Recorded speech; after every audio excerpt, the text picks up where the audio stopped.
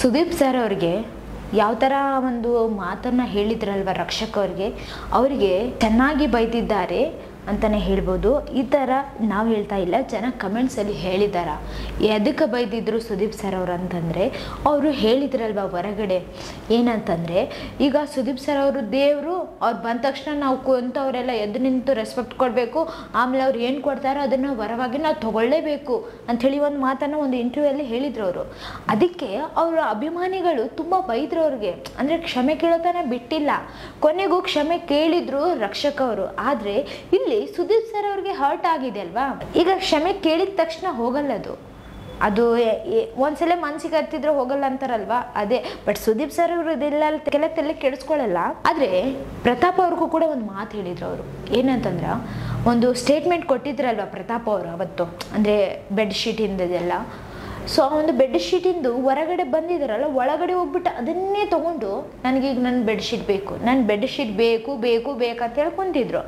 So ಸುಮ್ಮನೆ statement ಎಲ್ಲ ಕೊಡೋದಲ್ಲ ಅಂತ ಹೇಳಿದ್ದೆ, ಹಿಂಗೆಲ್ಲ ಬೈದಿದ್ರಲ್ವ ಅವ್ರಿಗೆ. ಅದನ್ನು ನೋಡಿಬಿಟ್ಟು ಪ್ರತಾಪ್ ಅವ್ರಿಗೆ ಈ ಥರ ಅವಮಾನ ಮಾಡಿದ್ದಕ್ಕೆ ಸುದೀಪ್ ಸರ್ ಅವ್ರಿಗೆ ಸಹಿಸ್ಕೊಳಕ್ಕಾಗಲ್ಲ ಅಂತಲೇ ಹೇಳ್ಬೋದು. ಅವರು ಯಾರಿಗೂ ಕೂಡ ಅವಮಾನ ಆಗೋದನ್ನು ನೋಡೋಕ್ಕಾಗಲ್ಲ ಅವ್ರಿಗೆ ಅಂತಲೇ ಹೇಳ್ಬೋದು. ಅದಕ್ಕೆ ಸುದೀಪ್ ಸರ್ ಅವರು ಇವತ್ತು ಈ ಒಂದು ಪಂಚಾಯಿತಿಯಲ್ಲಿ ಕರೆಕ್ಟಾಗಿ ಕ್ಲಾಸ್ ತೊಗೊಂಡಾರಂತಲೇ ಹೇಳ್ಬೋದು. ಆಮೇಲೆ ಅವರು ಒಂದು ಮಾತು ಹೇಳಿದ್ರಲ್ವ, ಅದು ಕೂಡ ಹರ್ಟ್ ಆಗುತ್ತಾ, ರಕ್ಷಕ್ ಅಂತ ಹೇಳಿ ಚೆನ್ನಾಗಿ ಮಾತಾಡ್ಸಿದ್ರಲ್ವ. ಆದರೆ ಆ ಒಂದು ಪ್ರೀತಿನ ಉಳಿಸ್ಕೊಳಕ್ಕಾಗಲಿಲ್ಲ ರಕ್ಷಕ್ ಅವ್ರಿಗೆ ಅಂತಲೇ ಹೇಳ್ಬೋದು. ಜನ ಯಾವ ಥರ ಕಮೆಂಟ್ಸ್ ಹಾಕಿದಾರೆ ಹೇಳ್ತಾ ಹೋಗ್ತೀನಿ, ಬನ್ನಿ, ಟೈಮ್ ವೇಸ್ಟ್ ಮಾಡೋದು ಬೇಡ. ರಕ್ಷಕ್ ಕರೀರ್ ರಿಪ್ ಅಂಥೇಳಿ ಹಾಕಿದ್ದಾರೆ ಕಮೆಂಟಲ್ಲಿ. ಇನ್ನು ನೆಕ್ಸ್ಟ್ ಕಮೆಂಟ್ ಏನಪ್ಪ ಅಂತಂದರೆ, ದೇವರು ವರ ಕೊಡ್ತಾ ಇದ್ದಾರೆ, ಇದು ದೇವರು ವರ ಕೊಡ್ತಾ ಇದ್ದಾರೆ ತಗೋ ಅಂತ ಹೇಳಿ ಅನ್ನೋ ಒಂದು ಮಾತನ್ನ ಹಾಕಿದ್ದಾರೆ ಅಂತಲೇ ಹೇಳ್ಬೋದು. ಬೆಡ್ಶೀಟ್ ರಕ್ಷಕ್ ಬೇಕಿತ್ತಾ ಅಂತ ಹೇಳಿ ಕಮೆಂಟಲ್ಲಿ ಹಾಕಿದ್ದಾರೆ. ರಕ್ಷಕ್ ಅವ್ರ ಬಗ್ಗೆ ಸುದೀಪ್ ಸರ್ ಅವರು ರಕ್ಷಕ್ ಅವ್ರ ಬಗ್ಗೆ ಒಂದು ಒಳ್ಳೆ ಅಭಿಪ್ರಾಯ ಇತ್ತು ಅವರಿಗೆ. ಇವಾಗ ಏನು ಹೇಳ್ತಿದ್ದಾರೆ ಅಂತಂದರೆ, ಕಂಟೆಸ್ಟೆಂಟ್ ರಕ್ಷಕ್ ಅಲ್ಲ ಅವರು ಅಂಥೇಳಿ ಒಂದು ಮಾತನ್ನೇ ಹೇಳಿದ್ದಾರೆ. ಅಂದರೆ ಇದೆಲ್ಲ ಬೇಕಿತ್ತಾ?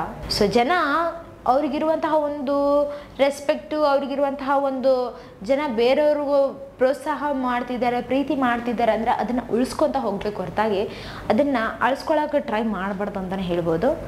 ಸೊ ಈ ಒಂದು ರಕ್ಷಕ್ ಅವರ ವಿಷಯದಲ್ಲಿ ಇದೇ ಆಗಿದೆ. ಸೊ ನೆಕ್ಸ್ಟ್ ಕಮೆಂಟ್ಗೆ ಹೋಗೋಣ. ರಕ್ಷಕ್ ಬುಲೆಟ್ ಒಬ್ಬ ಬಿಗ್ ಬಾಸ್ ವೇಸ್ಟ್ ಕಂಟೆಸ್ಟೆಂಟ್ ಅಂತೇಳಿ ಕಮೆಂಟಲ್ಲಿ ಹಾಕಿದ್ದಾರೆ. ಆಮೇಲೆ ಇನ್ನೊಬ್ರು ಕೂಡ ಹಾಕಿದ್ದಾರೆ, ಏನಂತಂದರೆ, ಇಂಥವ್ರನ್ನ ಯಾಕೆ ಒಳಗೆ ಕಳಿಸಿದ್ರಿ ಅಂತ ಹೇಳಿ ಕೂಡ ಕಮೆಂಟಲ್ಲಿ ಹಾಕಿದ್ದಾರೆ. ಸೊ ರಕ್ಷಕ್ ಅವ್ರು ಒಳಗೆ ಹೋಗಿರೋದು ಕೆಲವು ಜನಕ್ಕೆ ಇಷ್ಟ ಇಲ್ಲ ಅಂತಲೂ ಕಾಣಿಸ್ತಿದೆ. ಆಮೇಲೆ ವೇಸ್ಟ್ ಕಂಟೆಸ್ಟೆಂಟ್ ಇವರು ಅಂತ ಕೂಡ ಹೇಳಿದ್ದಾರೆ ಕಮೆಂಟಲ್ಲಿ. ರಕ್ಷಕ್ ಬುಲೆಟ್ ದೇವರು ನಿಮಗೆ ಚೆನ್ನಾಗಿ ಇಟ್ಟಿರಲಿ ಅಂಥೇಳಿ ಈ ಒಂದು ಮಾತನ್ನು ಸುದೀಪ್ ಸರ್ ಅವ್ರು ಹೇಳಿದಾರಲ್ಲ, ಅದನ್ನೇ ಹೇಳಿಬಿಟ್ಟು ಇಲ್ಲಿ ಕ್ಲಾಸ್ ತೊಗೊಳ್ತಿದ್ದಾರೆ ಜನ ಅಂತಲೂ ಹೇಳ್ಬೋದು. ಸುದೀಪ್ ಸರ್ ಅವರು ಹೇಳಿದರು, ರಕ್ಷಕ್ ಅವರೇ ನಿಮ್ಮನ್ನು ದೇವ್ರು ಚೆನ್ನಾಗಿ ಇಟ್ಟಿರಲಿ ಅಂಥೇಳಿ ಹೇಳಿದ್ರು. ಸೊ ಅವ್ರಿಗೆ ಯಾರೇ ಕೆಟ್ಟದ್ದು ಮಾಡಿದ್ರು, ಕೆಟ್ಟದ್ದು ಬಯಸಿದ್ರು ಕೂಡ ಅವ್ರು ಮಾತ್ರ ಇನ್ನೊಬ್ರು ಕೆಟ್ಟದಾಗಲಿ ಅಂಥೇಳಿ ಬಯಸಲ್ಲ, ಅವ್ರಿಗೆ ಒಳ್ಳೆಯದೇ ಆಗಲಿ ಅಂತಲೇ ಹೇಳ್ತಾರೆ ಅಂತಲೇ ಹೇಳ್ಬೋದು ಸುದೀಪ್ ಸರ್ ಅವರು. ಸೊ ಇಲ್ಲಿ ರಕ್ಷಕ್ ಅವರು ತಮ್ಮ ನಾಲಿಗೆಯನ್ನು ಹಿಡಿತದಲ್ಲಿ ಇಟ್ಕೋಬೇಕಾಗಿತ್ತು. ಬಟ್ ಯಾಕೆ ಆ ಥರ ಮಾತಾಡಿದ್ರು ಗೊತ್ತಾಗವಲ್ತ ಅಂತಲೇ ಹೇಳ್ಬೋದು. ಅವ್ರು ಹೇಳಿದ್ದಾರೆ, ನಾನು ಆ ಥರ ಮಾತಾಡಿಲ್ಲ, ಬಟ್ ಅದು ಸ್ವಲ್ಪ ತಪ್ಪಾಗಿದೆ, ನೀವು ತಪ್ಪಾಗಿ ತಿಳ್ಕೊಂಡಿದ್ದೀರಾ ಅಂತ ಹೇಳಿದ್ದಾರೆ. ಸೊ ಮಾತಾಡಿರೋದನ್ನು ಕ್ಲಿಯರಾಗಿ ಕೇಳಿದರೆ ಗೊತ್ತಾಗುತ್ತಲ್ವಾ, ಕರೆಕ್ಟ್ ಮಾತಾಡಿದಾರ ರಾಂಗ್ ಮಾತಾಡಿದಾರ ಅಂತ ಹೇಳಿ. ಇಲ್ಲಿ ರಕ್ಷಕ್ ಅವ್ರಿಗಂತೂ ಈಗ ಕೆರಿಯರ್ ಕೂಡ ಇಲ್ಲ, ರಿಪ್ ಆಯಿತು ಅಂತ ಹೇಳ್ತಿದ್ದಾರೆ, ದೇವ್ರು ವರ ಕೊಡ್ತಿದ್ದಾರೆ ಅಂತ ಕೂಡ ಹೇಳ್ತಿದ್ದಾರೆ. ಸೊ ಇನ್ನೂ ಕಮೆಂಟ್ಸ್ ಇದಾವೆ, ಹೇಳ್ತಾ ಹೋಗ್ತೀನಿ. ಇವತ್ತಿನ ಎಪಿಸೋಡ್ ಆದಮೇಲೆ ರಕ್ಷಕ್ ಟ್ರೋಲ್ ಆಗ್ತವನೆ ಅಂಥೇಳಿ ಕಮೆಂಟ್ ಹಾಕಿದ್ದಾರೆ. ಈ ಒಂದು ಬಿಗ್ ಬಾಸ್ ಮನೆಯಲ್ಲಿ ಏನೇ ಆದರೂ ಕೂಡ ಕರೆಕ್ಟಾಗಿ ನಡ್ಕೊತ ಹೋದರೆ ಯಾರು ಕೂಡ ಟ್ರೋಲ್ ಮಾಡಲ್ಲ. ಈಗ ದೊಡ್ಡವರಿಗೆ ರೆಸ್ಪೆಕ್ಟ್ ಕೊಟ್ಟಿದ್ದಿದ್ರೆ ರಕ್ಷಕ್ ಅವ್ರನ್ನ ಯಾರು ಟ್ರೋಲ್ ಮಾಡ್ತಿರ್ಲಿಲ್ಲ. ಆದರೆ ಅಲ್ಲಿದ್ದುಬಿಟ್ಟು ಅಲ್ಲಿ ಅಣ್ಣ ಅಂತೆಲ್ಲ ಹೇಳ್ಬಿಟ್ಟು ಅಷ್ಟೊಂದು ಗೌರವ ಕೊಟ್ಟು ಪ್ರೀತಿ ಕೊಟ್ಟು ಇದು ಮಾಡಿಬಿಟ್ಟು ಇವಾಗ ಹೊರಗಡೆ ಬಂದಮೇಲೆ ಆ ಥರ ಮಾತಾಡೋದು ಯಾಕೋ ಸರಿ ಕಾಣಿಸ್ತಿಲ್ಲ ಅಂತಲೇ ಹೇಳ್ಬೋದು. ಜನಕ್ಕೆ ಇಷ್ಟ ಆಗವಲ್ತಂತಲೇ ಹೇಳ್ಬೋದು. ಯಾಕಂತಂದರೆ ಎಷ್ಟೋ ಜನ ಒಂದು ಬಿಗ್ ಬಾಸ್ಗಿನ್ನ ಜಾಸ್ತಿ ನೋಡೋದು ಪಂಚಾಯಿತಿಯಲ್ಲಿ ಏನು ನಡೀತಿದೆ ಏನಿಲ್ಲ, ಸುದೀಪ್ ಸರ್ ಅವರು ಕೊಡುವಂತಹ ಒಂದು ತೀರ್ಪನ್ನ ನೋಡ್ತಾರಂತಲೇ ಹೇಳ್ಬೋದು. ಅವರು ಯಾರೇ ಏನೇ ತಪ್ಪು ಮಾಡಿದ್ರು ಕೂಡ ಅವರಿಗೆ ಖಡಕ್ಕಾಗಿ ವಾರ್ನಿಂಗ್ ಕೊಡೋದಾಗಲಿ, ಕ್ಲಾಸ್ ತೊಗೊಳ್ಳೋದಾಗಲಿ, ಅವ್ರ ಮೇಲೆ ಗರಂ ಆಗೋದಾಗಲಿ ಇದನ್ನು ನೋಡ್ತಾರ, ಇದನ್ನೇ ಇಷ್ಟಪಡ್ತಾರಂತಲೇ ಹೇಳ್ಬೋದು. ಆದರೆ ಅದನ್ನೇ ಈ ಥರ ಮಾತಾಡಿದ್ರಲ್ವ ರಕ್ಷಕ್ ಅವರು, ಜನಕ್ಕೆ ಇಷ್ಟ ಆಗವಲ್ತಂತಲೇ ಹೇಳ್ಬೋದು. ಸೊ ಇದೆಲ್ಲ ಈ ಥರ ಎಲ್ಲ ಕಮೆಂಟ್ಸ್ ಹಾಕಿದಾರ.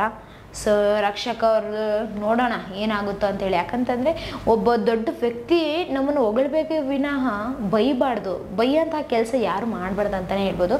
ಇನ್ನೊಂದು ಹೇಳ್ತೀನಿ ಏನಂದರೆ, ನಾವು ಇನ್ನೊಬ್ರಿಗೆ ಏನು ಕೊಡ್ತೀವೋ ಅದೇ ನಮಗೆ ತಿರುಗಿ ಬರುತ್ತೆ. ಹಳೆ ಕಾಲ ಇದ್ವು, ಅವಾಗ ಏನು ಹೇಳ್ತಿದ್ರು ದೊಡ್ಡವರು ಅಂತಂದರೆ, ನೀನೇನೇ ಇಲ್ಲಿ ತಪ್ಪು ಮಾಡಿದ್ರು ಕೂಡ ಮೇಲೆ ಹೋದ್ಮೇಲೆ ನಿನಗೆ ಶಿಕ್ಷೆ ಆಗೇ ಆಗುತ್ತಂತ ಹೇಳಿ ಹೇಳ್ತಿದ್ರು. ನಿನ್ನ ಒಂದು ಕರ್ಮ ಅಲ್ಲಿ ಬಿಡಲ್ಲ ನಿನ್ನ ಅಂತ ಎಲ್ಲ ಹೇಳ್ತಿದ್ರು. ನೀನು ಇಲ್ಲೇನೇ ತಪ್ಪು ಮಾಡಿದ್ರು ಕೂಡ ನೀನು ಮೇಲೆ ಹೋದ್ಮೇಲೆ ನಿನಗೆ ಶಿಕ್ಷೆ ಆಗೇ ಆಗುತ್ತಂತ ಹೇಳಿ ದೊಡ್ಡವ್ರು ಹೇಳ್ತಿದ್ರು. ಆದರೆ ಇವಾಗ ಹಂಗಲ್ಲ. ಯಾರು ಏನು ತಪ್ಪು ಮಾಡ್ತಾರೋ ಅದಕ್ಕೆ ಮರುದಿನವೇ ಕರ್ಮ ಬರುತ್ತೆ, ಅಡ್ರೆಸ್ ಹುಡ್ಕೊಂತ ಹೇಳ್ತಾರೆ. ಅದು ನಿಜ ಆಯ್ತು ಅಂತಲೇ ಹೇಳ್ಬೋದು. ಸೊ ಏನಾಗುತ್ತೋ ಕಾದು ನೋಡಬೇಕಷ್ಟೇ. ಸೊ ಈ ವಿಡಿಯೋ ಬಗ್ಗೆ ನಿಮ್ಗೆ ಏನು ಅನಿಸಿತು, ನಿಮ್ಮ ಅಭಿಪ್ರಾಯವನ್ನು ಕಮೆಂಟ್ನಾಗ ತಿಳಿಸಿರಿ. ಇದೇ ಥರ ಮತ್ತಷ್ಟು ವಿಡಿಯೋಸ್ಗಾಗಿ ನಮ್ಮ ಚಾನಲನ್ನು ಲೈಕ್ ಮಾಡಿ, ಶೇರ್ ಮಾಡಿ, ಸಬ್ಸ್ಕ್ರೈಬ್ ಆಗಿ. Thank you.